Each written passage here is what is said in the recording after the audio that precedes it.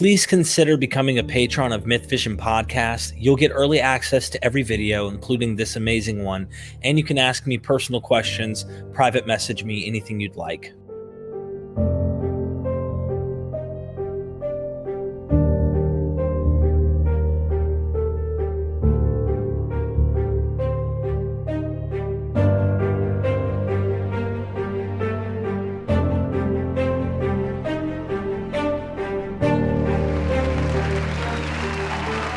Professor John J. Collins, thank you so much for taking the time to answer these questions. My good friend Eric Romeo has a question, and he starts with a quote from 2 Chronicles 6, verse 32 and 33.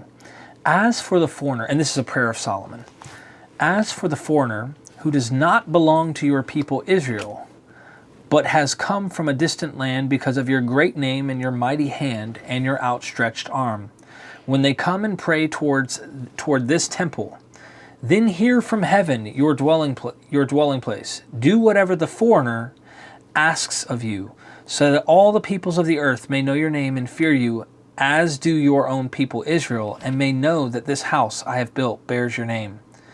Why would King Solomon be concerned about non-Israelites' prayers? Oh, because he's concerned about the reputation of his God. And in this, so if Solomon's God is great, that makes Solomon great. If other people recognize that Solomon's God is great, they're more likely to think Solomon is great. That's why he's concerned. Yeah, it's vanity. It is, yeah, and it's really interesting how he's asking his God to listen to the prayers of the foreigners, as well as that one day they will do as your people Israel do. Yeah. Like that's not such good advice. We should write something like this. When you see what happens to his people Israel later on, it's not so good. Yeah. Well, when do you think that 2 Chronicles was written? Maybe 4th century. Some people would put it even later in the 3rd century. Wow. I tended to put it maybe 4th century. I don't see a whole lot of Greek influence. Some people do.